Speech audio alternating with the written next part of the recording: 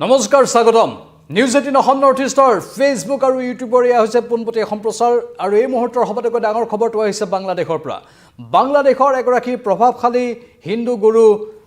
চিন্ময় কৃষ্ণ দাসক গ্ৰেপ্তাৰ কৰা হৈছে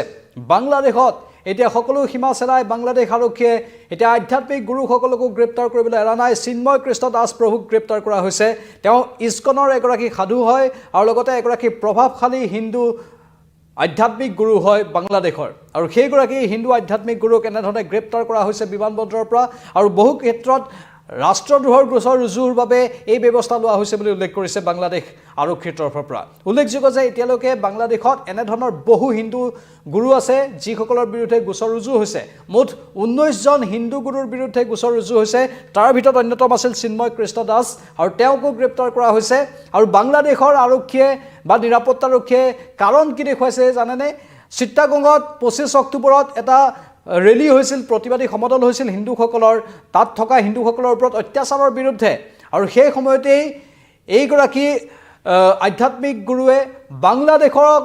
পতাকাক অপমান কৰাৰ অভিযোগ উত্থাপন হৈছে সেই অভিযোগ উত্থাপন কৰিছে বাংলাদেশৰ আৰক্ষী আৰু নিৰাপত্তাৰক্ষীয়ে আৰু সেয়েহে তেওঁৰ বিৰুদ্ধে ৰাষ্ট্ৰদ্ৰোহৰ গোচৰ ৰুজু কৰা হৈছিল কিন্তু ইতিমধ্যে চিন্ময় কৃষ্ণ দাসে স্পষ্টীকৰণো দিছে যে সেইখন যিখন পতাকা বাংলাদেশৰ পতাকা বুলি দাবী কৰা হৈছে আচলতে সেইখন বাংলাদেশৰ পতাকা নাছিলেই ৰাষ্ট্ৰীয় পতাকা নাছিল আৰু সেইখন এখন আছিল মাত্ৰ জোন আৰু তৰা সন্নিবিষ্ট এখন পতাকা আৰু বাংলাদেশৰ পতাকা জোন আৰু তৰা সন্নিবিষ্ট হৈ নাথাকে এইখন বাংলাদেশৰ পতাকা চাওক ইয়াত কতো জোন আৰু তৰা নাই কিন্তু সেই নিৰ্দিষ্ট পতাকাখন চিন্ময় দাসে স্পষ্টীকৰণ দি কৈছে যে সেই নিৰ্দিষ্ট পতাকাখনত জোন আৰু তৰা আছিল সেয়েহে সেই পতাকাখন কোনো কাৰণতে বাংলাদেশৰ পতাকা হ'ব নোৱাৰে আৰু সেয়া কেতিয়াও ৰাষ্ট্ৰদ্ৰোহ হ'ব নোৱাৰে সেই পতাকাখনৰ ওপৰত ইস্কনৰ পতাকাখন দি দিছিল বুলি অভিযোগ উত্থাপন কৰিছিল বাংলাদেশৰ আৰক্ষী নিৰাপত্তাৰক্ষীয়ে কৈছিল যে যিখন ইস্কনৰ পতাকা সেই ইস্কনৰ পতাকাখন বাংলাদেশৰ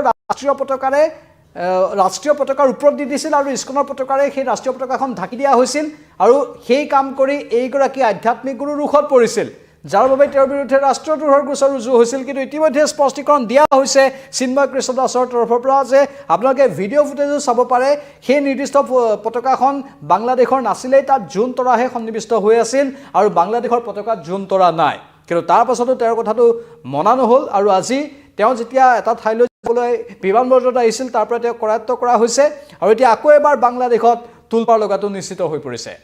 বাংলাদেশত হিন্দুৰ ওপৰত অত্যাচাৰ কেনেধৰণে হৈছিল বিগত সময়ছোৱাত আপোনালোকক আৰু নতুনকৈ কোৱাৰ কোনো প্ৰয়োজন নাই বাংলাদেশী হিন্দুসকলে জাগৰণ কাৰ্যসূচী গ্ৰহণ কৰিছিল ৰাজপথত ওলাই আহিছিল ব্যাপক তেওঁলোকে প্ৰতিবাদী সমদল বাহিৰ কৰিবলৈ বাধ্য হৈ গৈছিল কাৰণ বাংলাদেশত থকা হিন্দুসকলৰ মন্দিৰ আক্ৰমণ কৰা হৈছিল জ্বলাই দিয়া হৈছিল ঘৰ আক্ৰমণ কৰা হৈছিল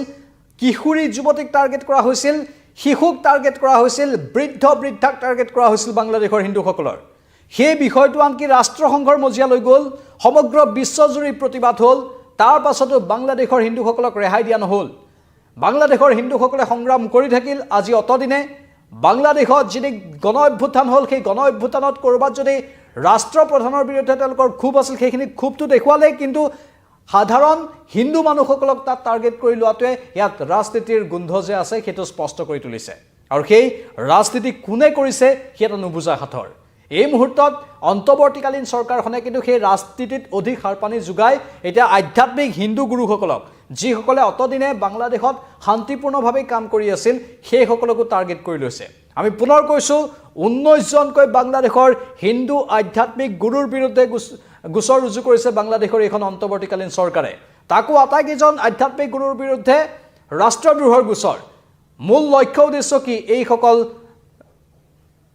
সেনা আৰক্ষীৰ জোৱানৰ বা সেনা আৰক্ষীৰ বিষয়াৰ বা অন্তৱৰ্তীকালীন চৰকাৰখনৰ মূল উদ্দেশ্য হয়তো এটাই যে এইসকল হিন্দু আধ্যাত্মিক গুৰুক চাপত ৰাখিব লাগে এওঁলোকক কাম কৰিবলৈ দিব নালাগে এওঁলোকক হিন্দু লোকসকলৰ প্ৰতি ভাষ্য দিবলৈ দিব নালাগে মুঠতে এওঁলোকক চাপত ৰাখিব লাগে যাতে এওঁলোকে কোনো তু শব্দ এটা ক'ব নোৱাৰে আৰু বিগত সময়ছোৱাত যেতিয়া হিন্দুৰ ওপৰত অত্যাচাৰ হ'ল সেই সময়ছোৱাত কিন্তু এই লোকসকলেই হিন্দু লোকসকলৰ মাজত এই বিষয়টো লৈ গ'ল আৰু সকলোকে একলগ হ'বলৈ আহ্বান জনাইছিল তাৰেই প্ৰতিশোধ নেকি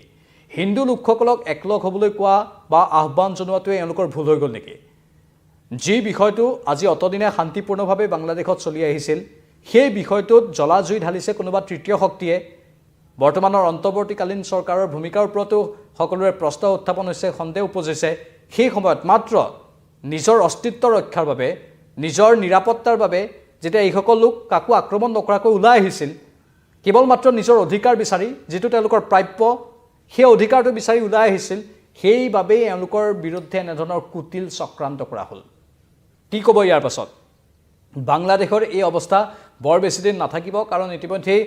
আমেৰিকাৰ নতুন ৰাষ্ট্ৰপতি ডোনাল্ড ট্ৰাম্পে ডিচেম্বৰত মাত্ৰ তেওঁ আনুষ্ঠানিক কাৰ্যভাৰ গ্ৰহণ কৰিবলৈ বাকী আছে। তেওঁ আনুষ্ঠানিক কাৰ্যভাৰ গ্ৰহণ কৰাৰ পাছত এটা যে বিশেষ স্থিতি ল'ব, সেইটো ইতিমধ্যে নিশ্চিত হৈ পৰিছে। কাৰণ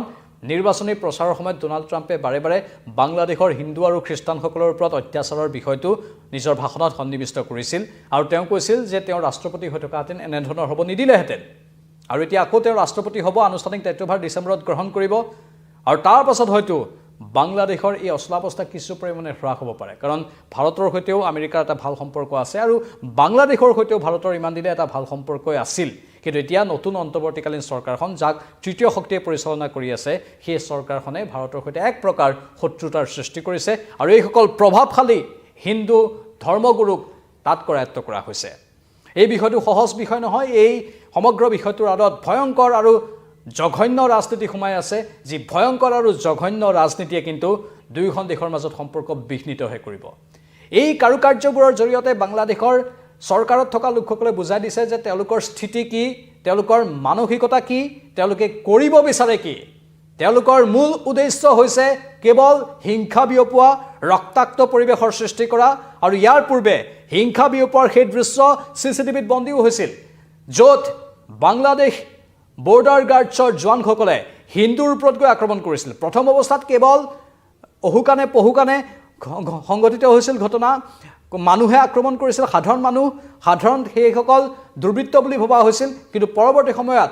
BGB বৰ্ডাৰ গাৰ্ডছ বাংলাদেশৰ জোৱানেও হিন্দুৰ ওপৰত আক্ৰমণ কৰিলে, আৰু তেতিয়াই এইসকল চৰকাৰৰ মুৰব্বীয়ে বুজাই দিলে যে তেওঁলোকে হিন্দুক তাৰ পৰা খেদিব বিচাৰিছে, বা হিন্দুক আক্ৰমণ কৰিব বিচাৰিছে, বা হিন্দুসকলৰ ওপৰত অত্যাচাৰ কৰিব বিচাৰিছে। আৰু এতিয়া এইসকল ধৰ্মীয় গুৰুকো গ্ৰেপ্তাৰ কৰিছে। এই কথাবোৰ সহজভাৱে স্বাভাৱিকতে কেতিয়াও কোনেও ল'ব নোৱাৰে, আৰু আন্তঃৰাষ্ট্ৰীয় পৰ্যায়ত এই বিষয়টোৱে খলকনিৰ সৃষ্টি কৰিছে। ইস্কনৰ এগৰাকী গুৰু, লগতে তেওঁ হিন্দু লোকসকলৰ মাজত প্ৰভাৱ থকা এগৰাকী গুৰু, তেওঁক কৰায়ত্ব কৰাৰ লগে লগে আকৌ এবাৰ সমগ্ৰ আন্তঃৰাষ্ট্ৰীয় পৰ্যায়ত এই বিষয়টোক লৈ বিৰূপ প্ৰতিক্ৰিয়াৰ সৃষ্টি হৈছে, আৰু আগন্তুক দিনতো লক্ষণীয় হ'ব ইয়াৰ প্ৰভাৱ বাংলাদেশৰ এইখন অন্তৰ্বৰ্তীকালীন চৰকাৰৰ বা সেই তৃতীয় শক্তিৰ ওপৰত কেনেধৰণে পৰে। আমি ধাৰাবাহিকভাৱে পোনপটীয়া সম্প্ৰচাৰ আপোনালোকৰ বাবে আনি থাকিম। চাই থাকক নিউজ 18 অসম নৰ্থ ইষ্ট। এই মুহূৰ্তত বিদায় লৈছোঁ। নমস্কাৰ।